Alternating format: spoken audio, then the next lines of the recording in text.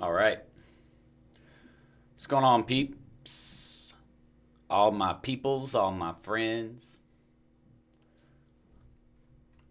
Excuse me. Y'all ready to get started?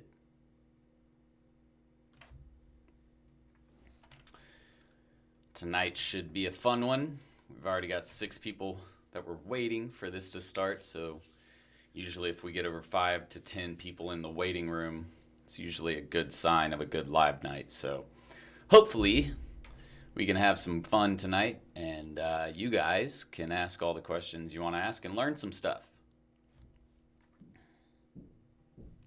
I'm sorry if you hear a bunch of footsteps. My neighbors, if you want to call them that, yeah, they are very heavy-footed. Sometimes I think that they have actual elephants upstairs, but please don't wink at me. Did I wink? I did the eyebrow raise. I don't think I winked. LJ Live, welcome back. Since we talked last time, I got offered a full-time job when I pitched some content to a guy who owns several businesses. Got my first office. Feels good. Also made a sale on the side today. $40 video. Easy. Well, Kai, congratulations on your job and your little side money that you made. That's awesome. But you guys do me a favor as you're hopping in. Do me 2 quick favors. Number 1, write your name, your agency name, where you're from, something about you so that way I can get to know you a little bit better. And then the next thing is, like I always ask, make sure to hit that thumbs up button so that way other marketing agency owners just like you get access to the training and the SMMA stuff that we talk about on my channel. Also, another quick update, if you've noticed, we haven't produced a YouTube video that isn't a live in probably about 2 months. So we talked, as far as the team is concerned, things are starting to pick back up in the revenue space. So we're going to start shooting and uploading training content to the YouTube channel. That is obviously free for you guys. So super excited about that. Ready to start shooting some videos again.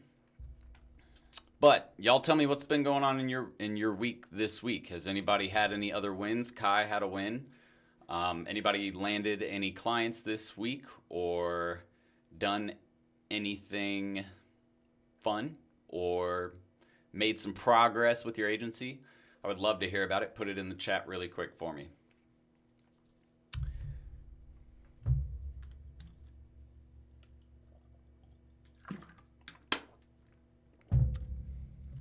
Gotta stay hydrated.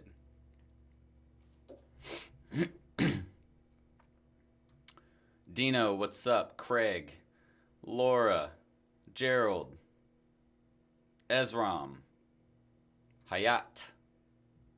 What's up, people? How's everybody doing?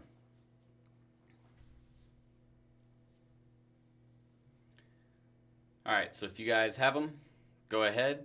Throw some questions in the chat, and we can get tonight's Q&A started. Took kids fishing today and knocked out some cold calls.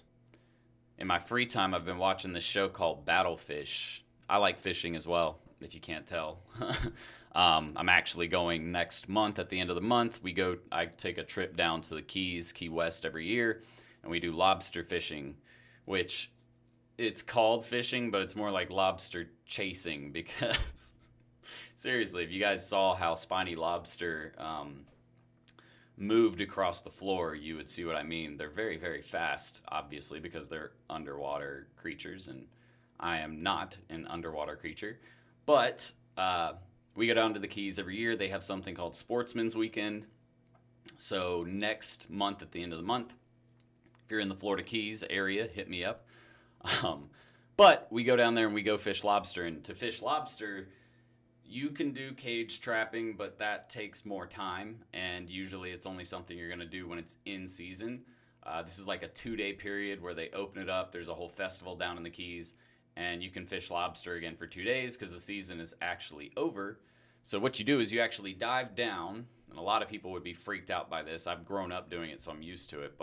And I have a lot of friends. I've tried to take friends doing it, and they're afraid to get in the water because they see sharks and all kinds of other stuff. But what you do when you're lobster fishing, especially spiny lobster, because I would never do this in freaking Maine. Well, maybe in the summertime, but I'm pretty sure that's a winter season for them. Anyways, what you do is you dive down, you find rocks or structures that have sunk down to the bottom of the ocean. Lobster like to burrow their way underneath those structures because they like it cool, they like it dark, and they like it safe. And so that's what they do. They kind of burrow up into a little hole. And what you do is you spot little holes, and you'll see tentacles kind of hanging out. They don't have claws. They're not Maine lobster. Maine lobster have the claws. They have spines on their head like this. And so what we're going to do is you dive down, you find a hole, you see some tentacles hanging out, you reach your arm in the hole, you grab it, you twist it, and yank it out. It's a lot of fun, but it's also a lot of hard work. But if you guys have seen any of my content about it, usually when I'm down there, I'm posting stories about it. You'll see we'll catch 10 to 15 lobster in a day or more, depending on how many people we have with us. So it's a lot of fun. I like to do that. What's some stuff you guys like to do? What do you like to do in your free time? Basically, what I'm asking you is why are you starting your agency? Because as we all know, the goal of starting your agency is to get to the point where you can spend more of your time doing the things that you like to do as opposed to the things that you have to do to fulfill responsibilities.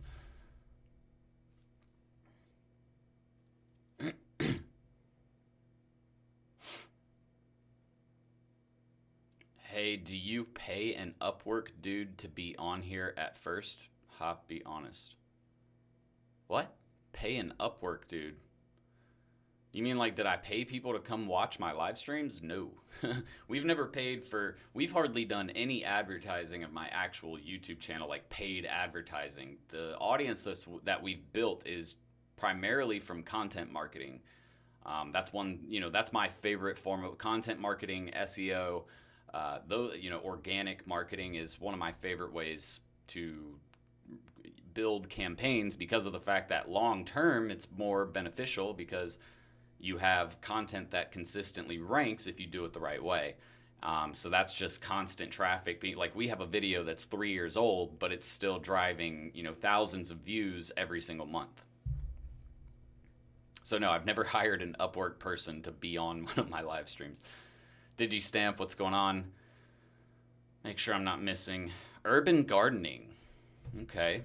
So like rooftop gardening, like in New York, like you see those like big buildings and they have a rooftop with like a garden on top. Because I've always thought that was pretty cool. Let's get into the questions though. Chance Vlogs asks, how do you handle if you can get clients by using online ads? Why are you calling me?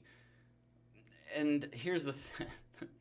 That is a question that's kind of hard to combat. But basically all you have to do is say something along the lines of, well, I'm not just going to let one source of marketing be my only source of revenue. Obviously, I can run ads, but I can also do cold calling. I can send people door to door, business to business, and all three of those are going to generate revenue. So I can only run ads, but it's not smart. It's just like you, Mr. Business Owner. You wouldn't just say, all right, nobody give us referrals to our business anymore because we don't want to take referral business. We're only doing digital marketing. And if you kind of explain it to them like that, but I can see how people would get stumped because that is a question that, people are going to ask you. And that's the easiest way to explain it is, we definitely can use digital marketing, but we feel that it's best to use all of our resources available instead of just one, right, to get clients. And in the beginning, and I wouldn't even phrase it as, oh, we're a new business, we don't have the budget for that. You could, and some people will have some empathy towards that, but I like the response that I gave you first. Starting a new Instagram and Facebook profile for a client, what do you recommend I do on that first? Fill out the entire profile completely. I mean, that's the best thing you can do. Get the entire profile built out properly. For Facebook and Instagram, make sure that they have a business manager account set up, that they have their ads manager account set up, that they have a payment method ready to go for when they start wanting to do ads. Those are the first things. Oh, and then the Facebook Pixel, get that installed on their business page or on their website because I'm going to bet they probably don't have that done yet. I'm making a lead magnet I'm making a PDF as a lead magnet for solar. Should I host it on WordPress in a PDF viewer and use Go High Level for the rest? Also, I know Facebook ads fairly well, but would you use multiple sources of cold traffic?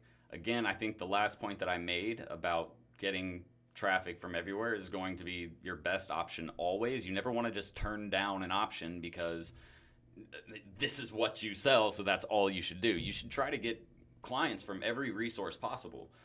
But as far as should I host it on WordPress in a PDF viewer and use Go High Level for the rest? So what I recommend doing for any time you create a lead magnet, you always, in my opinion, I don't like to do a direct download, like they click it and they get it from Facebook.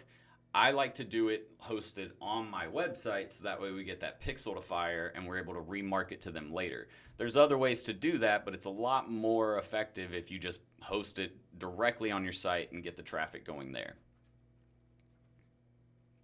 But yes, always use multiple sources of cold traffic.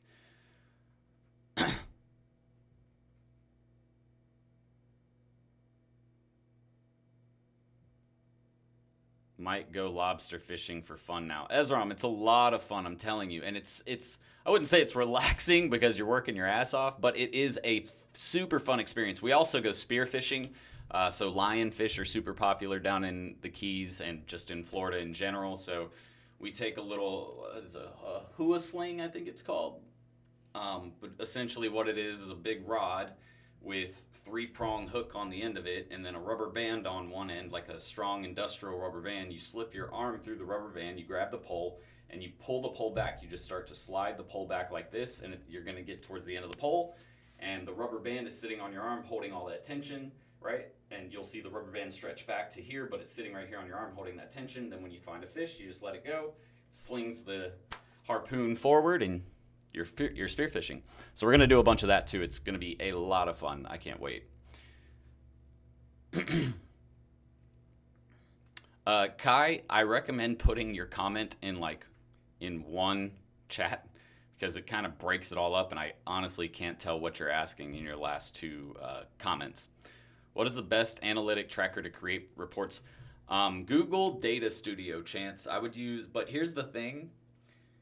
If you're not experienced with Google Data Studio, it's going to be very difficult for you to do very quickly because Google Data Studio is a very complex software that takes data from any source, whether it's social sources, your website, Google, whatever, and it combines it all into one report that makes it look very pretty and easy to understand. So what I'd recommend is possibly going to something like Upwork, finding someone who's experienced with Google Data Studio, having them build your setup, and then from there you're pretty much good until you start to incorporate new data sources. And then each time you just incorporate a new data source, you hire that person back again, they make an update to your studio setup, and then you're ready to go.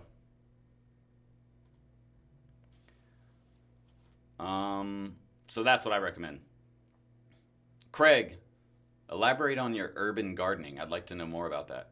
And guys, again, we've got some more people in here, so do me a favor, hit the thumbs up button. Let's get some engagement going on, and it just helps make this better. Even if you think, here's the thing, people think, oh, I don't want to do the up thumb because I don't want more people to see this. What it actually does is it helps keep the conversation going so we don't have any lull periods, so you actually learn more by doing that. So if I've ever helped you at all, if I've ever provided you with any informational or any information that's been helpful for you, just do me a favor, hit that thumbs up button. I found Jordan through one of the PDFs. I think it was client onboarding one. Yep, we have a client onboarding sequence for sure. So it could be that. I like to make movies, videos, and integrated that into my business. Well, there you go. That's a great way to start too. You don't all have to start off selling marketing services like the entire, I guess let's go with SWEPS model of marketing. And if you haven't learned about SWEPS, I recommend going to YouTube after this video and typing in SWEPS and looking at that video I created. It simplifies digital marketing to where it makes it really easy to understand what all you have to be involved with as an agency owner. But you don't have to incorporate SWEPS into your revenue model or your service offering. You could just start with video creation. Tons of agencies build up and are very successful just offering video creation services. What's up, Kashif? How to handle web design clients that don't deliver the content on time. Messes up the whole planning. Dino, here's the thing, man. You can't make them do anything. The only thing that you can do is try to help them get it done yourself, which is going to require your time and effort, which means you lose money. Or you set expectations properly from the beginning, which again is not going to guarantee that they do their job as the business owner. That's the unfortunate part, is like, these people are paying you thousands of dollars, and a lot of the time they take forever to figure out what they want to do or to get you the stuff that you need as the owner to do your job. And that's why, again, a lot of it comes down to the onboarding process too, making sure that you're collecting all of the information and the data up front before you begin to start building, and then later on have to go and say, hey, we need this from you now. Can you send this over? Can you build this or write this or whatever? That's why it makes it super important to get them to provide information up front, but also setting the expectation. So for example, when I first started, I had a client who wanted to start a YouTube channel, right? And he didn't realize, even though I told him and I explained to him what the time commitment was going to require to keep this going properly, he didn't understand that. And I explained it to him several times. But after 4 months of shooting content, he realized, holy crap, like, I'm getting sick of shooting videos and having to come up with topics that we can cover. And he wouldn't even really come up with the topics. Really, we would come up with the topics based on SEO research, send them over to him, and he would either approve or deny them. That was really it. Also, I want you guys to notice something. If you don't know how engagement works on social media, look at what just happened. We got it was at 10 likes about 3 minutes ago. Now it's at 19 likes. When we were at 10 likes, we were at about 18, 19 concurrent viewers. Now we're almost at 30 concurrent viewers. So do you guys see why I ask for the engagement? And this is a lesson for you also in your own agency. Engagement is king. Like, if you're not getting positive engagement from real, authentic accounts, you're not going to get the growth that you want. But another lesson you should also learn is, if you don't ask for it, don't expect to receive it. That's something I learned as a child, and it really, really works well in marketing. If you don't ask for something from your potential customers or from your audience, then you shouldn't expect to receive it. You have to ask. That's sales 101. That is what I usually say. Just wanted to make sure I'm handling that right. Well, Chance, you got it. How do I manage outsourced work efficiently? Daniel, my recommendation number one, let me start with, you should get in my mentorship program, because we're literally yesterday we had an hour-long training on outsourcing. Next week we're continuing that training on outsourcing and how to do it efficiently. So I'd recommend doing that. Number two is having your SOPs in place. What I mean by that, SOP stands for Standard Operating Procedure. What that means is, if I hire someone, they need to have a set of rules and steps to follow that will get me the end result that I want. Because without that, you're just expecting them to do a job. You give them what you're looking for, but they are not going to be able to match that up exactly to what you want and in a time frame or a timeline that you are expecting as well. So the biggest thing, guys, is having SOPs in place. That is one reason why people love our program so much, is because we're so, like, Ty Lopez never talked anything about operating procedures in the first go around. He might have something in there now, but it's because of the fact, like, people like us started promoting it first. Like, I've had SOPs in my program since almost day one. So that's the thing, guys. Operating procedures, if you don't know what an SOP is, if you've never studied standard operating procedures and you don't know how to build one, number one, if you don't have a logical mind, if you're more of a creative mind, you're going to struggle with it, trust me. But you need to go do some research and start getting some experience with building processes. So start small, right? So let's say you need graphics created for a Facebook ad, right? So sit down and figure out, okay, how do I go about building out a rule set for getting graphics for a Facebook ad? One of the best ways to build SOPs too is to start from the end result and work in reverse. So if I need an ad created, right, what comes before the ad is finalized? Well, there's a review process. Cool, that's the step right before the finalization, right? Then what's before the review process? Probably a submission of a second version, right? So we're not just going with one version of creative and saying, all right, that's done. We're going to proof it and make adjustments and then submit it again, right? So that's the best way to build SOPs. Start from the end result and work in reverse. Try to think of all of the steps that lead you to that end result, but do it backwards.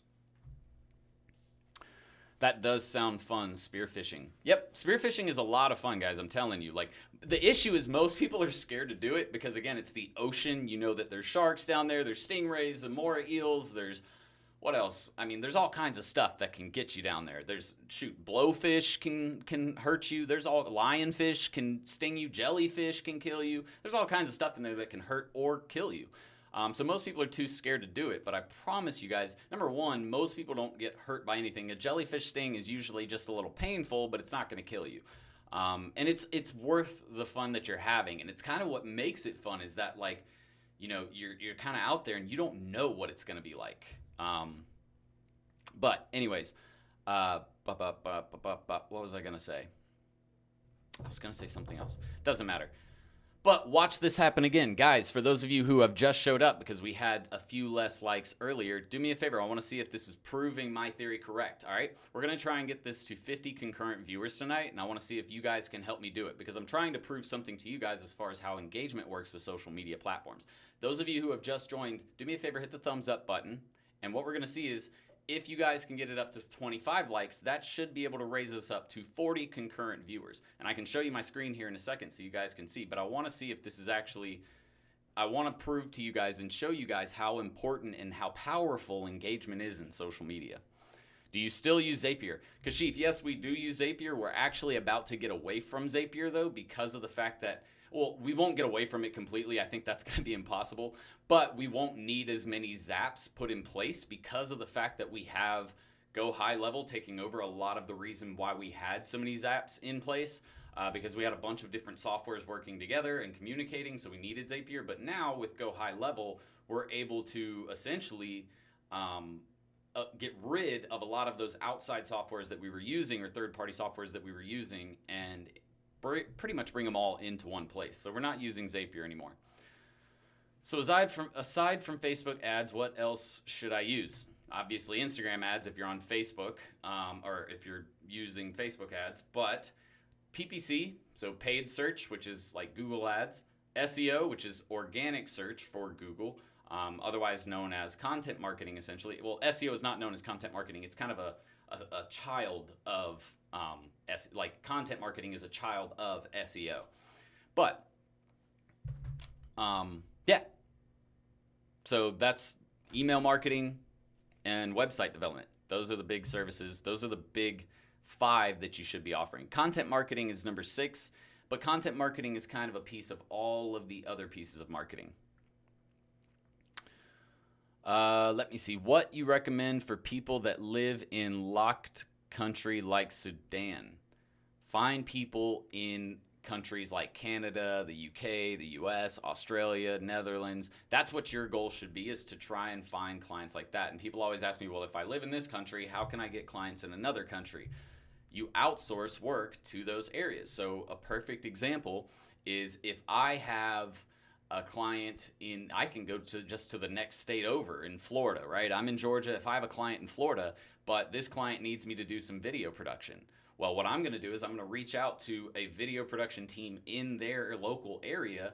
Since I'm bringing that production team business, they're going to be willing to work out a deal for me as far as making it mutually beneficial to where we can both make money, right? Then I'm just going to send that person or that team to the job. They're going to shoot the video. They might edit it. I wouldn't recommend having them edit because you can find cheaper editing at the same quality on something like Upwork. And then you get it sent back over to you. You get the edited product. And guess what? Now my client in Florida has a video that I didn't even have to leave my house to get created, right? So that's how you do that. Speaking of that, what services would you suggest you start off with? A friend was saying Facebook was the best to start with. So I would say Facebook and Instagram advertising for sure. You'll want to offer like maybe a CRM type of service that actually is email and SMS marketing. So for follow-up, because most businesses don't have a follow-up process in place or they're really bad at it. So all the leads that you're driving them, they're going to lose themselves and then they'll blame you for it. And then website development and design. And not just design for websites, but actually graphic design as well. And the reason why is because people always need new creative assets made for their business. So that's what I recommend to start with. If you have to narrow it down to not doing every service, that's what I would say. What's up, everyone? Who said that? Arkham saying, what's up? I'm having trouble finding a domain to send emails from. I'm guessing you're talking about cold emails. Arkham, what I would say is go to lemlist.com. You need to buy another domain that you don't really care if it gets shut down or if it start getting put into spam folders. But that's what you use. Use something like Lemlist. They're going to do a bunch of verification and scrubbing of email lists that you create. And then what that'll do is make sure you're not hurting your domain, right? And then from there, you start sending out emails, but you can't just go out and blast. If you have a brand new domain that's never sent out emails before, you can't just blast out 100 emails, 500 emails, 1,000, 10,000 emails in a day from that domain. You're going to get flagged and shut down so quickly. To build a cold email domain that is good for doing, massive blasts, you start with like 25 a day. Then after a week, you go up to 50. Then after another week, you go up to 100. Then after another week, 200. Then after another week, 400. So you're doubling every single week. But you can't just start out blasting tons of emails because you will get your domain shut down. Let's see. On the subject of video creation services, I recently paid for Motion Array 1 month. If you're a video content creator, it's a game changer. Seriously, Motion Array. I'll have to look at Motion Array. I've never heard of that before. Being direct and upfront helps in sales. Michael, totally agree with that statement. My client is putting up YouTube channels. How can I help them grow the channel? Study SEO. Most people don't understand. Like, this is what's hilarious to me is like seeing somebody who's like, I'm going to start a YouTube channel. I'm like, all right, cool. Have you ever taken any training? Do you know how YouTube works? Do you know how to market on YouTube? Typically, their answer is no. And then I look at their channel and it's like, my best day ever. And if you don't have an audience already, or there's not something really interesting about that video, you're not going to get any views. What's even more of my favorite is like a real estate agent coming in and saying, hey, I want to start a YouTube channel. And they like literally sell or buy homes. And they go in and they put home listing on Robin Trail 3959, whatever, the address of the home as the title for the video. Here's the thing, the title, the description, the tags that you put on a video, all of those words are used to categorize and segment that video and deliver that video to people who are going to YouTube to do a search, all right? So what I want you guys to think about is what keywords are people using when they're trying to find your content? Obviously, no one's going to YouTube and typing in houses on Robin Trail, blah, blah, blah, blah, blah, in Georgia. Like, nobody's doing that. That's not what YouTube is. If anything, they're typing in homes for sale, right? And even still, as a real estate agent, you should never post your homes on YouTube or your listings on YouTube expecting to get sales or outreach because nobody's reaching out to you on those things. If anything, you should use YouTube from that perspective to host your videos, but unlist them and just post them or embed them on your website. That's really it. So the biggest thing is understanding SEO and how that works with YouTube, but also it's about the structure of the video itself, right? So when I shoot a video, we don't just come in and shoot a video, or at least we don't anymore. When I first started, I used to. And now we get better results with our videos because of the fact that, number one, we always focus on value. We focus on providing training and information. But secondly, we've built a structure. So for example, and I don't even know if this is a real thing. I created the term, I'm pretty sure, but we call it a duration hook. Okay, and what the duration hook does is it actually takes your video and it's placed in the very beginning, right after the intro, right after some like intro content that we're going to give about what the video is going to be about. We place the duration hook right after that, and you guys have probably seen me do it before, but it's like, hey, and by the way, make sure to stay to the end because if you do, we'll teach you blah, blah, blah, blah, blah, or we'll give you blah, blah, blah, blah, blah, right? So what does that do? It makes the user who came there to watch this video understand that, okay, I'm going to watch this video because I'm trying to learn what he's talking about. But if I stay to the end and watch the entire video, he's going to give me a piece of information or some type of valuable asset for free, right? Or he's going to tell me something that I want to know. So that's why we coined it a duration hook, because we want you to stay for the duration of the entire video. And it's a hook because that's what hooks are. They hook you in and make you stay in a video. So again, I don't even know if that's a real term. I'm pretty sure I'm the first person who coined that term as duration hook, but that's what you guys want to implement into your YouTube videos. All types of things are helpful with YouTube. Like there's 1,000 different things I could teach you that will like each one of those things will increase your views or your engagement, just like in little bitty pieces, but you do them all together, it's a big change. Always try engage a lot easier on Facebook. Oh yeah, it's way easier on Facebook and Instagram. YouTube is one of the harder platforms to get engagement on because people don't want to engage. The most you get a lot of the times is just a thumbs up. Comments are like gold. So I've been prospecting mostly, and I keep getting, send me an email of what you do, and I will take a look at it or something of that sort. Now the problem is I don't want to send a lot of info because they might not get back to you. How do I compose an email where they will want to know more and get on a meeting with me? Do you have a guide or a template you follow? So here's the thing. You're going to get that response a lot in any type of sales, whether it's digital marketing or you're selling, I don't know, coffee cups, whatever. The issue is people actually end up sending that information over and it's just not valuable. My approach is typically something along the lines of, yeah, Mr. Business Owner, I can totally send you something. But what I'm going to say, what I typically say is, but I'm not going to send you something super complex because no offense to your knowledge, I'm sure you're a super intelligent person, but this stuff gets super, super complex and I wouldn't want you to misunderstand anything. If you're okay with it, we can set up a quick 15-minute call, no strings attached, no obligations. You don't have to buy anything, but I can explain to you some of the things that your business can do right now for free, even without my help, to get you the results you're looking for, to get you better results or more sales or increased revenue. And so that's really the approach I take with that response. But yeah, you never want to, like, if somebody asks you, pro tip, guys, this is the biggest pro sales tip you'll ever get today, or that you'll get today. If somebody asks you via email or messenger or over the phone to send over pricing, don't.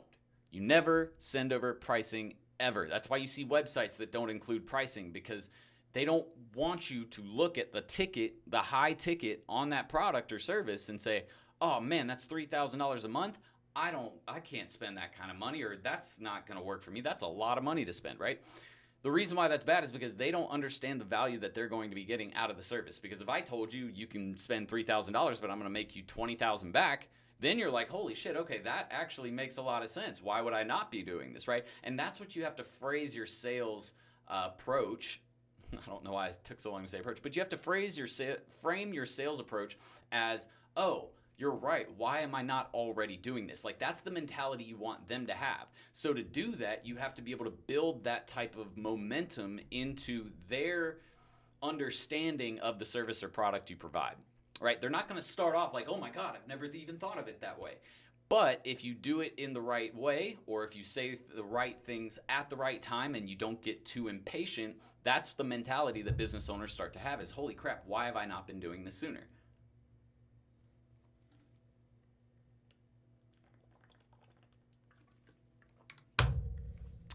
Kashif says, I'm soon to be finished with your course. I have 2 more modules to go besides processes. Do you think I should get my logo and so forth now? Yeah. So Kashif, since you're at the point where you're getting through the program, you're almost finished with it, you've done a ton of studying, which congrats to you. Seriously, I have so much faith in what you're going to do with your agency because of the fact that you followed the system properly instead of just trying to rush through it and get clients. But that being said, yes, now it is time to start doing some of the administrative stuff, like getting your LLC, getting your logo done, getting your branding guide completed so that way you can stay consistent with your brand colors, your fonts, things like that. Get your one-pagers designed, get SOPs built for operations, start looking to VAs and who you're going to hire for the services you provide. And again, you don't even have to hire them or pay them anything. You just want to get the conversation going so that way you know who you want to hire when you get a job, right? So yeah, you're right at that point now. You know, in the last 2 modules, I can't remember what the last module is, but I know it's not something that is about the digital marketing side of things. I'm pretty sure it's like a recap module where we go into stuff, but I can't remember. It doesn't matter. You're at the point now where you are wrapping up the program, and that's exactly where you want to start working. Christian Gray asks, how are the Duda tutorials coming? Very interested. Been doing some dynamic pages today. Very tricky. Speaking of Go High Level, does it API with Duda?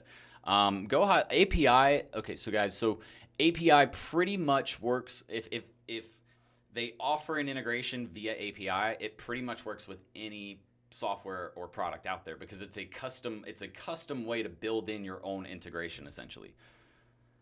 As far as the Duda tutorials are concerned, we are going to be shooting that very soon. If you missed it in the very beginning of the video, which give me a thumbs up if this is fun for you or if this is going to be good for you. But basically, we haven't shot a lot of produced videos. We've been doing, obviously, our live stream every week, but we haven't done a ton of produced videos over the last couple of months. But we talked as a team today. We're ready to start producing more content again and start, creating. Usually what we do is a new video and a live every single week, as well as a new blog every single week. So we are actually going to start shooting the Duda video next week or the week after. We have 2 other videos that I kind of want to shoot first because they are super popular videos and they do really well as far as performance is concerned. But the Duda video is coming. It will be up in the next month or 2. Unfortunately, we can't do it any faster than that because production on a video, as far as the editing and making sure that we have links placed and cards picked out and a thumbnail, designed, all of that stuff takes time. And so we like to really take our time with our YouTube content. We noticed a huge difference too. Like, that's the thing. If you rush your YouTube content, the videos don't perform as well. But if you take your time with it and really put some thought and effort into it and make the production of the video, or the editing of the video, if you will, if you take your time with those portions of the YouTube video creation process, it ends up getting a lot more engagement because it's better thought out. It has better quality information. Obviously, the better quality you can provide, the more people will listen to you. So cool about the spearfishing. I've recently watched that content. Do you think you're misinterpreting the growth from engagement? Maybe it's just due to time spent on the market, sales buildup? What? Kai, what do you mean by that last part where you say, do you think you're misinterpreting the growth from engagement? Maybe it's due to time spent on the market, sales buildup. I would love to know more about what you think about that, or what you're trying to say there. You always have the example in the course of a criminal attorney won't likely need Facebook ads, would be better off doing SEO PPC for them because not everyone needs Facebook ads. Correct. And so that's the thing. It really, strongly depends on the niche you're going into, Kashif, but I know what Kashif is going into. He's going after barbers, and I think I can't remember what the other one was, but I know one of them is barbers, and they just do better. Like I took on a barber shop earlier this week. They have 3 locations. We're going for Instagram and Facebook advertising, doing booking appointments. So, that's just what I recommend. But yes, you have to be. And I'm glad you're paying attention, Michael. You're clearly paying attention to the training, because that is the example I always go to because it makes so much sense to people, and it usually lays it out very, very clearly for people. But the reason why he's saying that is because you have to be very particular about what services or what platforms you choose for a client when it comes to their advertising budget. So the example I always give is with a criminal attorney. Everybody always thinks, Facebook and Instagram, that's the best way to get ads, or best way to get clients or leads, or whatever for your client. And the truth of the matter is, it's actually not a lot of the time. For professional services like HVAC, for plumbing, for attorneys, for insurance companies, whatever, it usually works better if you're using a combination of PPC and SEO to drive their cold traffic or their lead gen efforts. Because of the fact that, again, with a criminal attorney, you only need a criminal attorney when you get in trouble with the law, when you get arrested, or when you get in trouble with some type of law enforcement agency, right? Okay, so if that's the case, what's the first step I take when I get in trouble? I'm going to go to Google and say criminal attorney, right? Whereas on Facebook ads, you're just kind of fishing, right? You're hoping that you're going to find a guy who just got arrested, which is not a good approach at all. Like, if anything, a criminal attorney should use Facebook and Instagram for either remarketing people who have visited their site or for branding efforts, meaning they, number one, need to have a massive budget as far as ads are concerned, because you don't want like a criminal attorney who has like $3,000 a month to spend on ads. That is not someone who should be running ads on Facebook for branding efforts. But if they're like the number 1 or number 2 attorney in the market, and they're already spending like $150,000 a month on advertising, and that's just ad spend, if they're spending that kind of money, then it's not going to hurt them to spend, $5,000 to $10,000 a month just blasting out brand-related ads. Like, you guys see them on TV all the time. If you're in Atlanta, you've heard of John Foy, the strong arm. I hate that guy's commercials so much. And honestly, if he was smarter, he could do this on social media and get a lot better results. But he could essentially, what I'm trying to say is he has these videos that go out on TV and it's just branding related messaging. He's not targeting anybody because it's TV. You can't target anybody. I mean, you can try, but trust me, I worked in TV advertising. There's not really great targeting in TV advertising. So that being said, he's kind of just throwing money out there hoping that people remember his name. And that's what we're talking about with branding ad budget. Urban gardening is turning my New Jersey backyard lawn into a mini farm with lettuce, tomatoes, peppers, berries, cucumbers, better than therapy. Craig Calder, I want you to send me some veggies. I'm kidding. You totally don't need to do that. But I love getting fresh veg. Like, that's one thing my mom likes to do, is grow her own, like, herbs and some vegetables. Like, she's done tomatoes before. She's done sunflowers before, which produce really good sunflower seeds if you like that. But yeah, that's awesome, man. I'm glad you found something that is your outlet for stress relief. And that's one thing I will tell you guys, if you're an entrepreneur and you don't have an outlet for stress relief, you need to find something right now. That's a big reason. Like, entrepreneurs all often burn themselves out because they only focus on work and have no outlet for stress relief. And it's so important because as an entrepreneur, it can be very stressful. And trust me, I'm a very low stress kind of guy. Like, I don't let a lot of things get to me. Even when times are hard, I appear very calm on the outside, but I am running things through my head 1,000 miles per hour. But I am usually, pretty calm about it. So find yourself an outlet for stress relief. It's going to be super helpful for you. Hey, Craig, Christian's trying to give you some advice. Craig, maybe you should get in my personal branding program. By the way, if you guys have ever wanted, and a lot of people don't know about this program, we created it about a year ago, or a little over a year ago. And if you're interested, just because, we don't really promote it a ton, but if you wanted to start a blog or a YouTube channel or a TikTok channel or really anything like what I'm doing right now, but on a topic that you enjoy, we have a program like that over at my website called the Personal Branding and Influencer Marketing Masterclass. And it teaches you all about that stuff. Actually, one of my best friends from high school reached out to me the other day. He's like, yo, I'm about to take your personal branding course. I was like, wait, really? He's like, yeah, dude, I've been getting your content now for about a month, and I'm super excited to start doing it. I think he's going to do it for the personal fitness space. But it's a great way to make some extra cash. And guys, it's passive income, and anybody can do it if you know the formula to generate traffic and interest. That's it. No one shuts down your domain, but people who are the email providers will start sending that email that you're sending to a spam folder where it never gets seen, right? Once you get in spam, and then once you start getting tons of messages from different email providers going into spam, you're screwed. Kebmano, what's up? Yeah, Eoin Hayes just answered the exact same question. Attaboy. Good response. I like it. A lot of barbers are using Booksy or Square. Yep, the barber I'm using right now uses that I'm marketing for right now. They're very low budget, so we're not going to move them over into a appointment setting software on their website just yet. But once we start generating some revenue for them, trust me, that is the first thing we're doing, is getting them off of Booksy and creating something that's internal that we can manage. I don't even think I know for a fact, you can't put a Facebook pixel on your Booksy page, which is stupid because I want to remarket to people who have visited my appointment setting page and didn't set an appointment. But I've looked everywhere, and if you see anything, let me know, because I cannot find out if you're able to put the pixel on your Booksy page, which again, pretty stupid if you ask me. Like, Booksy should have had that set up from the beginning. Whoa. Stranger asking for $3,000 a month. Yep. How much I charge for a social media management plus social media marketing package if there was on the low end and high end? On the low end, high end could be $10 million. That's never ending. On the low end, that's really the important part. On the low end, for social media marketing and management, depends. The management side depends. How many times a week are you posting for them? Are you doing community engagement? Meaning, are you responding to comments and messages for them?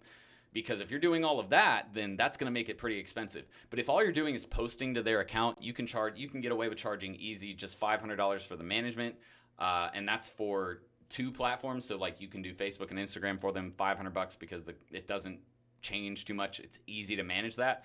As far as ads management is concerned, you should be charging no less than $500 a month for a minimum $1,000 spend, right? So your base package, if you're trying to get someone for ads, should be $500 management plus $1,000 on ad spend. So that's a minimum $1,500 right there. Now you throw in social media management where you're actually creating content and posting it to their page every day. That's another $500. So you're looking at about $2,000 right there. All right, and trust me, you don't want to have them spend any less than that. You're already not going to be making a ton of money off of that service you're providing right there. Are you a fan of psychological sales, cognitive biases, etc.? I'm currently using the decoy method in my PDF. 2 different kinds of solar systems and a ventilation system thrown in as the decoy. I'm actually not familiar. I'm very familiar with psychological sales and cognitive biases, but as far as the decoy method, I've never heard of that, so I'm going to have to look that up. You gave me something new that I get to look up tonight, so thank you. So I can't say that I've done that specific method, but yes, psychological sales, I mean, that's part of every sales campaign that you try to accomplish, and whether it's doing it via email or ads or whatever, everything is psychological because you're trying to play on emotions. But specifically on the decoy method, I'm going to have to research that tonight. Do you like Wix? No. Wix, Weebly, Squarespace, not my favorite platforms. A lot of people like them. I'm not, I don't prefer them. I like Duda because of the fact that they do cloud-based hosting through Amazon, so I know it's a hosting platform that I can trust. They're not going to get bogged down or slow down or anything like that. So I prefer Duda, WordPress, or Shopify for e-commerce. Those are pretty much the 3 platforms we use for web development.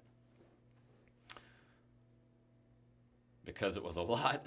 I'm guessing, is Mod 4 the SWEPS module? Because I'm pretty sure that's what you're talking about. It is a lot. Like, SWEPS, guys, again, if you don't know what that is, that's my term that I have coined, which is the 5 pillars of digital marketing: social media marketing, website design and development, email marketing, pay-per-click, and search engine optimization.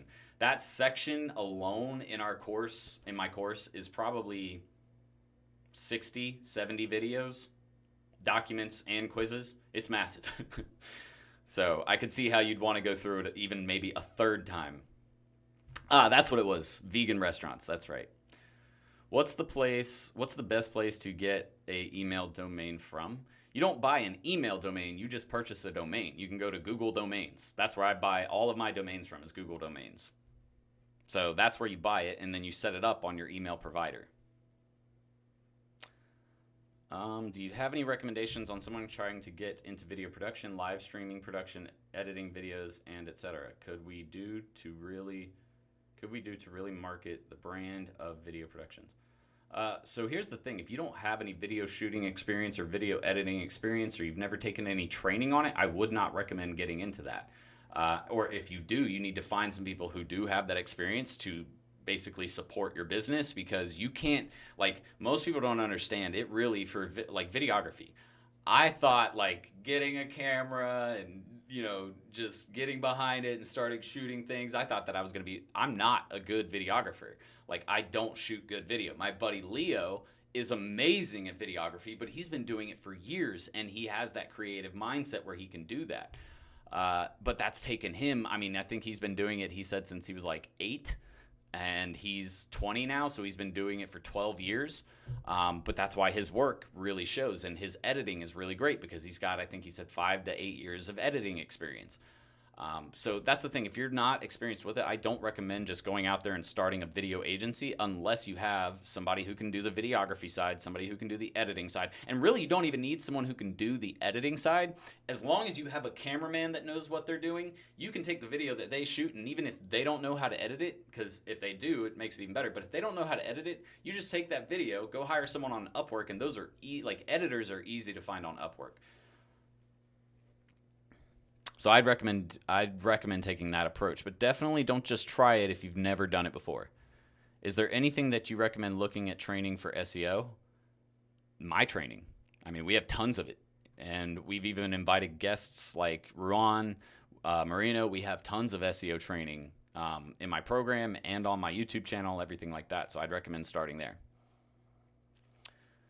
You recommended not showing pricing, which is super insightful. In the PDF I'm making that I've mentioned like 5 times now, I have a profits and loss page, which starts off with the original price and shows an example of how much they'd save each year.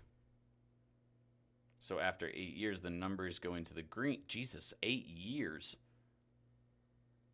I'm telling you this right now. Number one, no business is going to wait 8 years to see a return on their investment. It's also not going into the green, it's into the black, just trying to make sure you're politically correct there. Which seems weird, like why would I want to go into the black? The black seems so negative and like death, right? But the black is actually profit in business. But you need to be able to show them results in a matter of 3 months, 2 to 3 months. If you can do it instantaneously in the first month because you're that quick at getting things set up and going, then great. But most people who are starting out, you're not able to perform that quickly. It's usually 2 to 3 months before you're getting a return that they are happy with. And that's really what you're trying to show. But yeah, profit and loss, I wouldn't even look at profits and loss. You need to look at what they're spending on currently or what they're doing currently for marketing, and then show them the opportunity if they were to start marketing with you. And you don't even have to use exact figures. You just want to show the increase in traffic, the increase in conversion due to the fact that they're spending. The pixel would not work on those apps, drives me crazy. I was going to ask you. Yeah, I've done a ton of research, man, and I cannot find anywhere. And what's it called? Booksy doesn't have anything on their website, which if they had that option, they would have a blog article or some type of resource on how to set that up on Booksy. They don't have it. So I'm pretty sure you can't. I'm addicted to YouTube gardening vlogs, Roots and Refuge, the gardening channel with James Gianni. I don't really watch too many gardening YouTube channels, so I've never heard of that guy. What's the decoy method? Post it. Kai keeps saying post it. I'm just sitting here like, post what? Kai, best thing you can do, man, is go to Google. Look it up. Type in psychological or biased, not biased, do psychological selling or the psychology of selling plus, what's it called? The decoy method. So literally the psychology of selling plus sign the decoy method, and it's going to find you articles with both of those things in it. Like the video, people. This man is giving free advice. You know what? I like you, Ali Alba. And this is not your first time being here. I remember that name. But he's damn right. Y'all give me some likes. Let me see what y'all can do. Help a brother out. The decoy effect is defined as the phenomenon whereby consumers change. Oh, you already went and looked it up. Whereby the consumers change their preference between two options when presented with a third option. The decoy. It is also referred to as the attraction effect. Okay, so I've seen that method in practice before. I didn't know it had a name, but that makes sense. Yes, you can also use. Oh wait, I'd have to see if you can set up a custom audience because I'm not sure. I'd have to look at that because Chief, I'll look into that tomorrow and see if I can figure something out on using custom audiences for Booksy.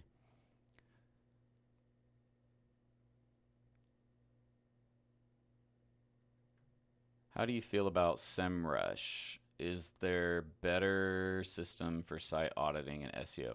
Well, here's the thing. There are other resources. You can use Ahrefs, which is a little bit cheaper than SEMrush. But SEMrush is an amazing tool. They're one of the best, if not the best, in the game at what they do. They've been around since they've been around, since at least 2012. Because I know for a fact I was using them in 2014 when I was working at that agency in Jacksonville. And they had already been in existence for at least 2 to 3 years at that point. I'm not really sure on the timeline of their business, but they've been around for a very long time. They're one of the top, if not the top competitor in the market. What are some essential tools I need to get started with my SMMA business? A CRM is going to be helpful, which if you need a CRM, guys, that CRM that I've been talking up so much, it's in the description right below this video. You can go ahead and check that out. But a CRM is going to be super important. I would say Google Drive is super important. A website is going to be helpful, but you don't have to have it. What else? You don't need video equipment and shit like that. People go out and they try to buy all this extra stuff just to have nice things, but you don't really need that to get started. So I don't recommend it. Save that money and put it towards other things that are better. Asana is going to be super helpful as well. And then go ahead and create your Upwork account. Those would be my biggest tips right there as far as tools and things you can use.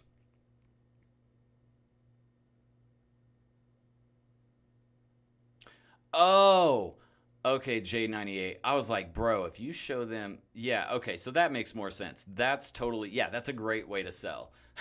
I thought you were talking about their marketing campaign. I was like, bro, if they are expecting to wait 8 years, you're never going to sell anybody.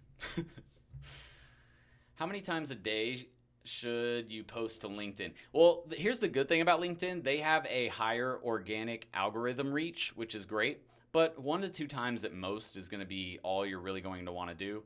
And if you're not using LinkedIn for like lead gen, then there's really no point to go on their and I'm talking outside of posting on your account. I'm talking about, making connections on LinkedIn, having conversations and trying to get people to set up an appointment with you to schedule a demo or whatever. If you're not doing that, there's really no point in posting on LinkedIn. Just because again, your content is very unlikely to get seen unless it's something really, really engaging. So I would recommend if you're not doing that, then start there and then get into posting. But 1 to 2 is the most you really need. What's the first thing you need to learn in SEO?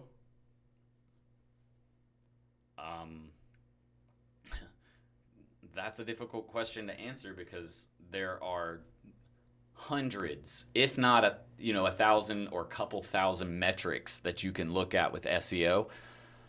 What I would say to do is start studying keywords first. That's probably a good place for you to start. Like long tail keywords, root keywords. Those are what you want to start studying first, and how keywords play a part in content, keyword density. All of those things are going to be important to start understanding first before you start getting into like site architecture or sitemaps, like disavowing links or link building. I wouldn't even get into that stuff until you understand keyword building first.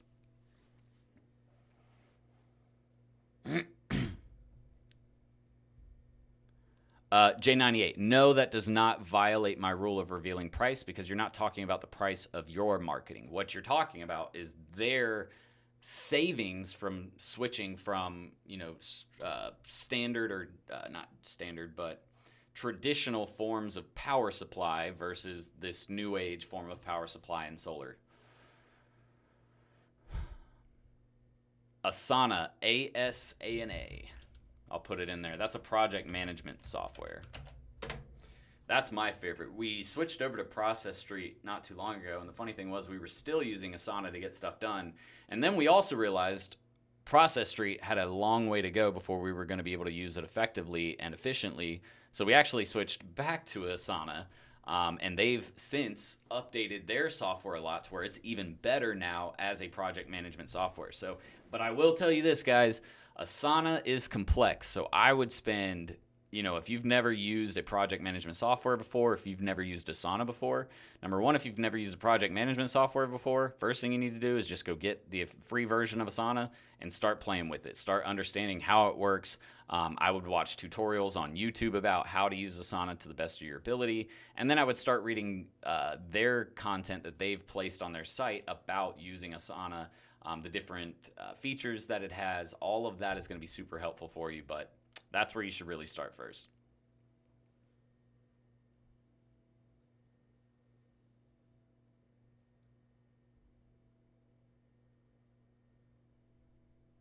Guides you through an SOP if you're new.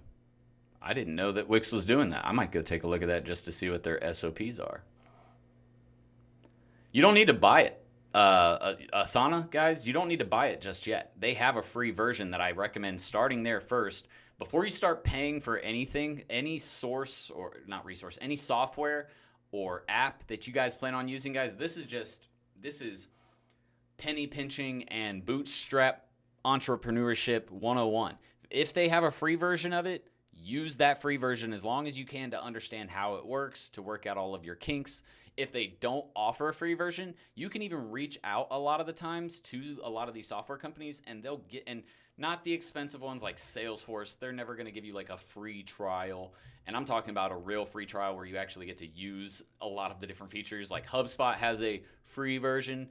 You're not going to learn enough using their free version to understand what it's like in their paid version, where you have thousands of other features that you get added on. But bootstrapping 101, guys, for entrepreneurs, you need to use the free version first, work out your kinks. If they don't have a free version, try to reach out to them and see if they'll give you a free trial, or 14 days. Like Process Street, for example, they didn't have a free trial. But when we communicated with Process Street, we told them, look, we're about to spend $3,500 with you this year. And we actually ended up spending about $5,000 with them that year using that software. But we told them, look, we're about to start spending this much money with you. We want a free month to get all of our processes built out on there. I'm not paying you guys to not even be able to use your software, but just to spend time building out the processes internally, which takes a long time to do. So they gave us actually about a month and a half free of the level of service that we were paying for, which was about, I think it was like $500, $600 a month. And they gave that to us for free to start for the first month and a half so we could get our processes set up and work out all the kinks. So you guys, and that's the thing, guys, like for example, Vendasta, another great example. And I'm just good at like saving money. Like I will haggle the shit out of people. But like Vendasta, when I reached out to them, they were like, yeah, well, we have this, I was like a $500 or $750 onboarding fee. I was like, look, that fee is ridiculous. What can you guys do to help me? Because I'm a new business. I don't have a ton of money. And this was when I first started 3 years ago. But I asked them to work out a deal with me on the onboarding cost. And so they knocked that down to $250. And that's the thing. You guys shouldn't be afraid to reach out to their support or their sales teams and say, hey, what can you do for me on this? Because I don't have that money to spend right now, but I want to use your service. What can you do for me? Great way to get some money savings.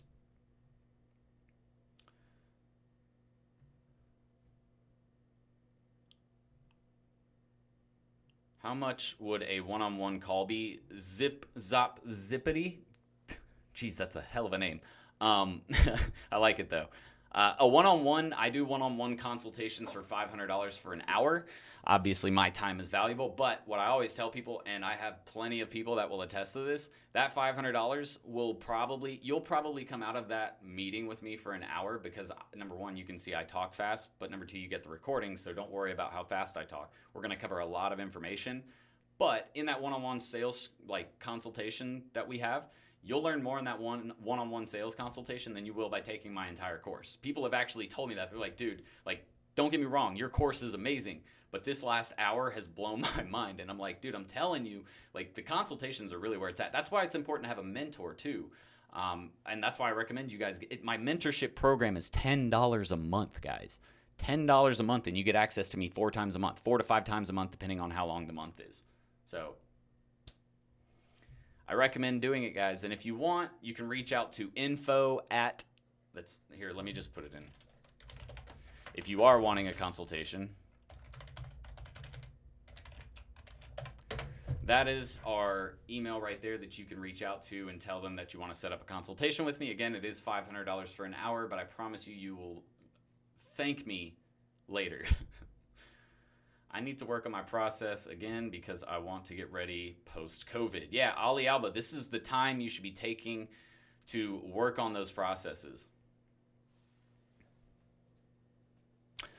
So when I worked in the agency space back in Jacksonville, I started off more as a front-end person. So I wasn't only sales, I also came up with the strategy that we would use for their marketing, and then we had a fulfillment team.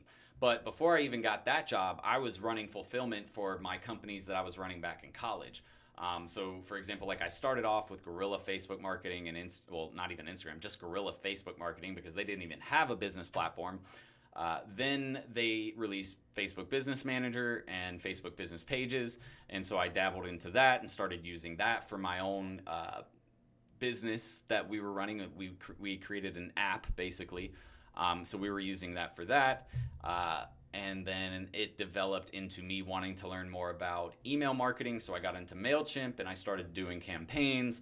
And then I think that progressed into SEO because I had never heard of it. And then I went to a meeting and somebody mentioned organic search results. So I started dabbling in SEO and trying to figure out how all of that worked. And then when I got into Jacksonville, that's when I started learning more about how PPC worked. And my thing is, I'm just a curious type of person.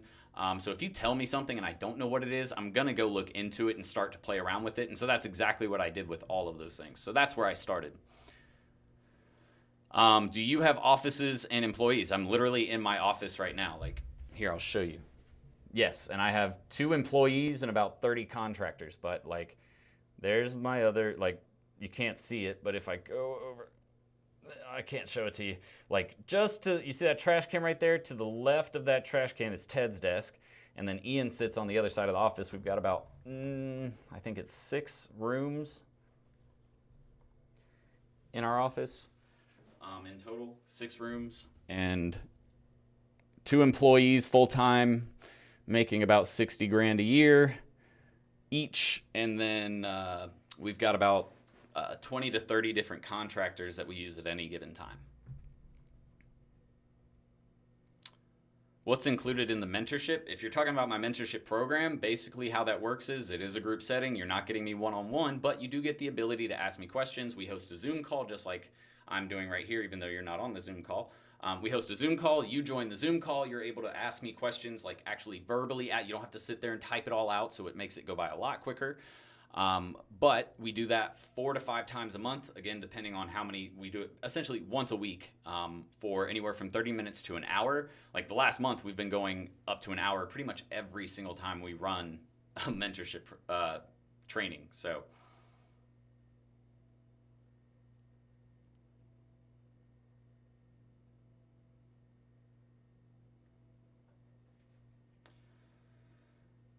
all right, ladies and gents, I think that's it for tonight. Where are we at? We're at 8:30, right? Oh yeah, we're already a little past 8:30.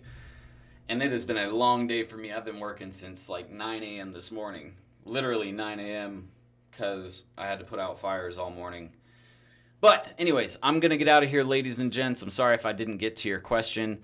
I do recommend doing this, though, guys. If you're wanting to see any of the training that I do offer, we have a $7 course, a $10 mentorship program. We have our $549 flagship program, Digital Marketing School 2.0, which all of our students, the successful students, they take that program. The ones who are making 100 grand plus, 50, 75 grand plus, 20 grand plus, like Nate Tilley, just got his agency to $20,000 plus in like 2 or 3 months after taking my program. Where he had been doing it before, he took Ty Lopez's and couldn't get anywhere. Now he's at $20K a month, and he attributes that to me, and you can ask him that yourself. But if you guys want to get the best training out there, I suggest going into the description right below this video. Also, the last program that I forgot to mention, we do now offer a Done With You agency program. And what this is me and my team actually help you build everything for your agency, from SOPs to your lead magnets to your sales stuff. We build out your CRM with you. We come up with your pricing and your service offering. We come up with your business name. We do your legal setup, your tax setup. Like all of the information about what we include in that program is also in the description. So if you guys want any more information about the programs we do offer, again, I recommend going down in the description and checking out that information. But guys, I'm going to get out. And also, because this video is about to end and you won't be able to check it because it's going to shut it off until it uploads, go to any of my other live videos. You can go on YouTube, check any of my other live videos if you can't get to the link before this video shuts off. Go to those videos, and it's in the description of all of those videos too.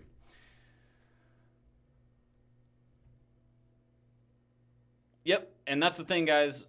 Just one last thing, J98 said he was surprised that Ruan Marino made an appearance in my course. We don't just rely on myself. I am in every section of training, and I provide training for every section, but I also like to get other experts out there to come in and provide their opinion, because that's the thing. There's so many different ways to run marketing campaigns, or so many different methods to facilitating the campaigns that I love for you guys to get outside expert experience as well. Like, that's why our program is so good. It's not just me. Like, Maxwell Finn is on my program. If you don't know Maxwell Finn, he's one of the best like Facebook ads guys out there.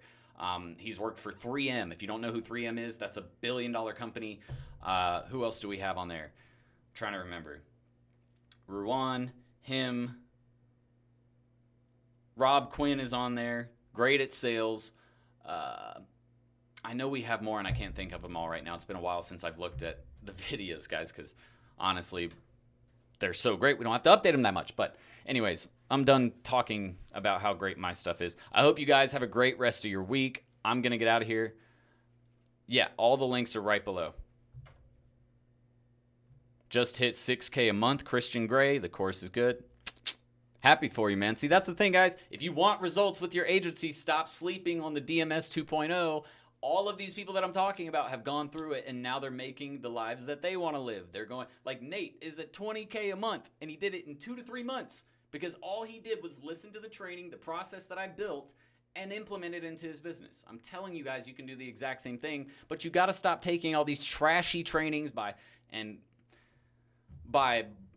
I'm not going to say their name, but by Hi Sofez, by Florden Hatton, by who else?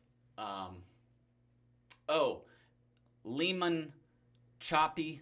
If you guys don't know what I'm talking about, then you don't know this industry very well, but those were all rhyming words to gurus' names without me saying their name directly. Stop sleeping on this program. Stop taking Udemy courses. Jesus Christ, if I hear another person say, oh yeah, I've taken a Udemy course, like, I get it. It's a great place to start, but if that's what you expect to get you to professional level, making $20, $50, $100,000 a month, do not expect that, because Udemy is not why do you think they sell them for $20? It's $20 for a reason, guys. If you want, like, this is the biggest thing that and again, I need to get out of here, but it fires me up. The biggest thing I argue with my parents about, and I have since I was a child, was quality over quantity, right? They would buy used cars every single time, and I'm not saying don't buy used cars, because what they would do is buy a used car with 75 to 100,000 miles on it, and then they'd have issues in 25,000 miles. It's like, yo, what do you expect? You bought a used car that was bound to end up with a messed up transmission or an engine or something. Like, I've had this argument with them so many times. Buy quality first. Why? Because the quality, there's a reason why it's quality. It lasts longer. It's more effective. It's better for learning. Like, trust me. Why do you think Billie Jean, a guy who is my direct competitor, was willing to give me a review, a testimonial? If you don't believe me, go to my YouTube channel. It's the first video you see on my homepage. Billie Jean gave a review telling about how badass my course was. That's all I gotta say. I'm gonna end it there. Drop the mic. I'm kidding. Don't break. This is an expensive mic. All right, guys. I'm going to get out of here. I hope you guys... Oh, well, J98 is... See? Christian. Exactly.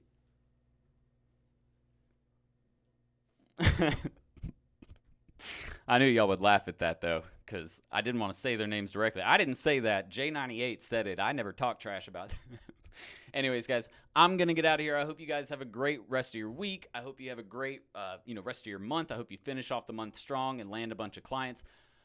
But other than that, I will see you guys next Thursday. We do this every single Thursday at 7:30 p.m. EST. Do not miss it, and I will see you all then. But until that time,